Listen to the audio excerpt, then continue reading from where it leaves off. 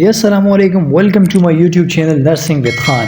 तो आज हम बात करेंगे PHSA का जो फ़ीस स्ट्रक्चर है। ज़्यादा स्टूडेंट्स मैसेजेस कर रहे हैं कि सर PHSA का हमारे पास फ़ीस स्ट्रक्चर क्या होगा, या PHSA का जो फाइनल मेरिट लिस्ट है वो कब डिस्प्ले होगा, या उसकी इंटरव्यू क्या हिसाब होगा, या मतलब इंटरव्यू कब होगी, और इसी तरीके से मेरिट लिस्ट फाइनल कब डिस्प्ले होगा। और जो ज़्यादा स्टूडेंट्स पूछ रहे हैं कि सर इनकी फ़ी के बारे में आप बताएं ज़रा कि इनकी फ़ी स्ट्रक्चर जो है वो क्या है। अगर इनकी ऑफिशियल वेबसाइट के ऊपर अगर आप जाएं तो मैं आप लोग को जो लिंक है वो मैं डिस्क्रिप्शन में दे दूंगा।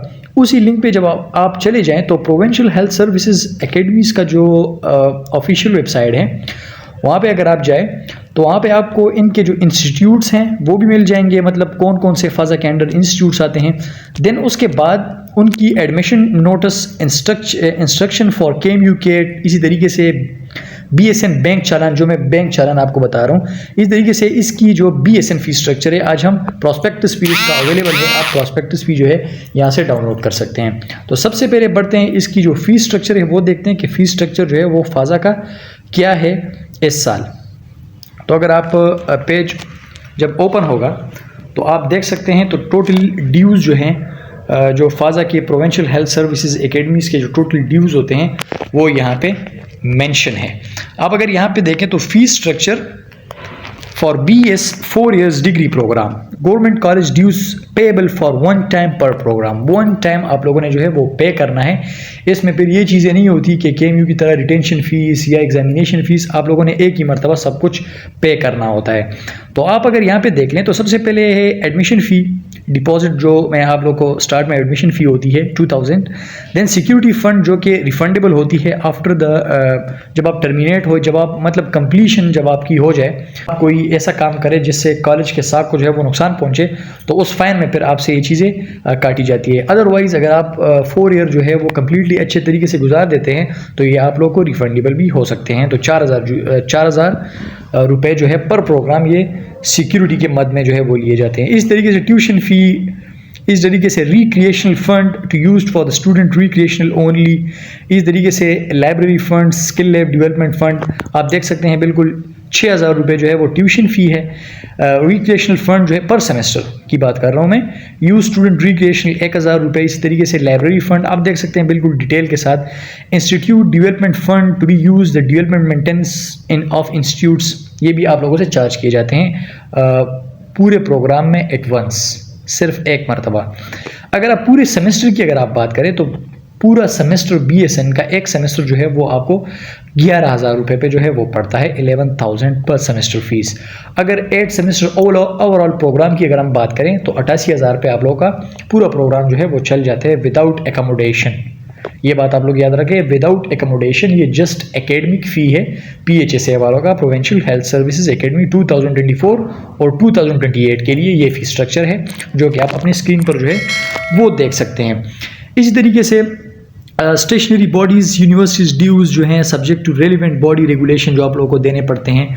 मतलब ओवरऑल जो सेमेस्टर है वो 11000 पे आप लोग को पड़ता है, 11000 ओवरऑल। अगर पूरे प्रोग्राम की ऑल ओवर द 4 ईयर अगर आप बात करें तो 88,000 जो है वो प्रोग्राम पे आते हैं, जस्ट एकेडमिक फ़ी विदाउट एकोमोडेशन। में कोई एकोमोडेशन मतलब हॉस्टल फैसिलिटीज़, आपका फूड, में उनकी बात नहीं कर रहा, वो आप लोगों पे अपना डिपेंड है कि आप किस तरीके से जो है वो ख़र्चा करते हैं या ख़र्च करते हैं।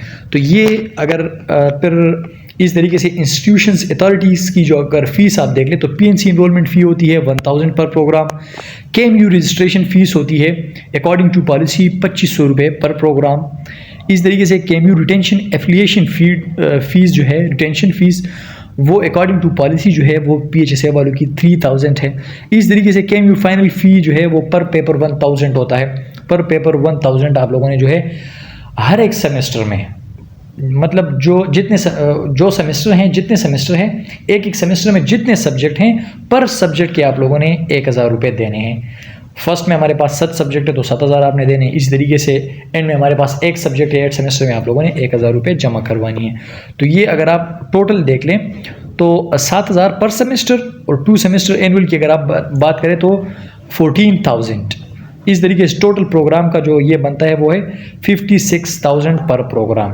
तो ये आप लोगों ने जो है ये आप लोगों का अगर ऑस्कीज़ का अगर आप फ़ी देख लें वो है 15,000।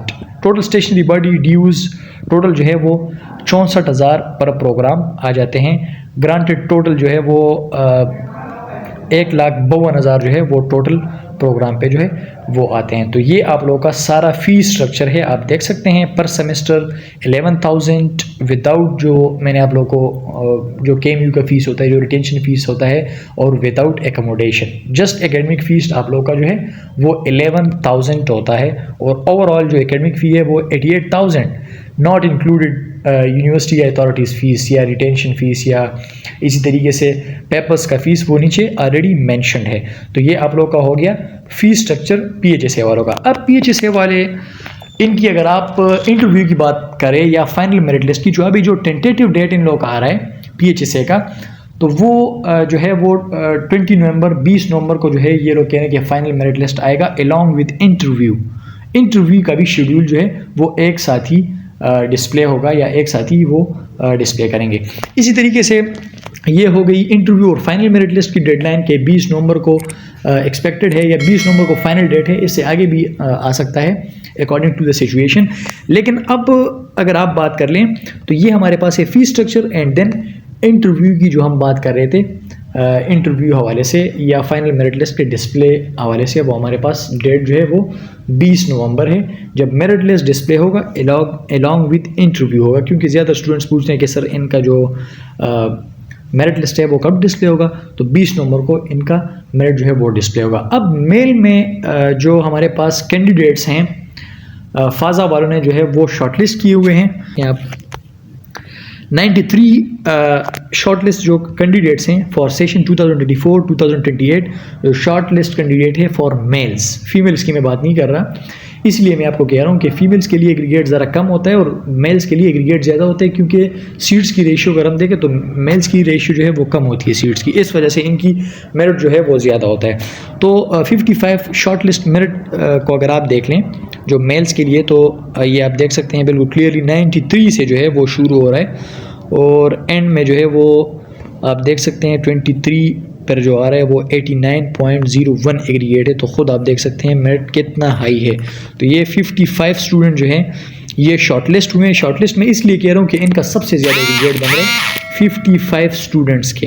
तो ये आप अपनी स्क्रीन पर जो है वो देख सकते हैं बिल्कुल क्लियरली जो 55 स्टूडेंट्स हैं जो कि कैंडिडेट फाइनल हो चुके हैं, शॉर्टलिस्ट हो चुके हैं, क्योंकि इनका एग्रीगेट सबसे ज़्यादा बन रहा है ओवरऑल मेल्स में। तो ये हमारे पास मेल्स की एक जनरल ओवरव्यू मैं आप लोगों को देना चाह रहा था कि ये शॉर्टलिस्ट कैंडिडेट हैं हमारे पास मेल्स के लिए। इसी तरीके से फीमेल्स का भी आ जाएगा। फीमेल्स के लिए इतनी डिफ़िकल्टीज़ नहीं होती, उनका 70, 71, 72, 68 तक भी जो है उनका पॉसिबल है कि फाजा में जो है वो हो जाए प्रोविंशियल हेल्थ सर्विसेज एकेडमीज़ में। तो ये आप देख सकते हैं जो मेल्स कैंडिडेट हैं 55 जो कि शॉर्ट लिस्ट हुए हैं इंटरव्यू के लिए, जो कि एक्सपेक्टेड है कि 20 से पहले इनकी फाइनल मेरिट लिस्ट आ जाए। लेकिन टेंटेटिव जो डेट जो है, जो डेट दी हुई है, जो हमें इंफॉर्मेशन पहुंची है वो है 20 नवंबर। तो ये था अबाउट फाजा अपडेट्स, जो प्रोविंशियल हेल्थ सर्विसेज एकेडमीज़ का फ़ीस स्ट्रक्चर, इंटरव्यू, इस तरीके से मेरिट लिस्ट डिस्प्ले, और जो शॉर्ट लिस्ट कैंडिडेट है हमारे पास मेल्स 55 आप देख सकते हैं। इनका एग्रीगेट से आप खुद अंदाज़ा लगा सकते हैं कि एग्रीगेट इस मरतबा किस लेवल का है फॉर मेल्स। तो आई होप आप लोगों को समझ आ चुका होगा। और एट द एंड हमारे नर्सिंग विद खान चैनल को सब्सक्राइब करें और बेल आइकन के बटन को प्रेस करें ताकि डेली बेस पे आप लोगों को ऐसे लेक्चर प्रोवाइड हो और आप इससे फ़ायदा हासिल कर सकें। अस्सलाम वालेकुम। इंशाल्लाह अगले लेक्चर में जो है वो हम बात करेंगे कि जो वैकेंट सीट्स हैं KMU की, अब हम जो है वो मॉनिटर कर रहे हैं कि कितने सीट्स फिल हो रहे हैं या कितने सीट जो है वो वैकेंट जा रहे हैं, खाली हो रहे हैं। तो इससे हम अगले लेक्चर में इसके बारे में बात करेंगे। BS नर्सिंग के हवाले से ज़्यादातर स्टूडेंट्स कह रहे हैं कि वैकेंट सीट के बारे में जो है वो एक लेक्चर अपलोड करें। तो वैकेंट सीट्स के बारे में मतलब जो सीट्स खाली हैं, जो फिलिंग है, ओवरऑल सिचुएशन आप लोगों को बताएंगे। इंशाल्लाह मिलते हैं अगले लेक्चर में।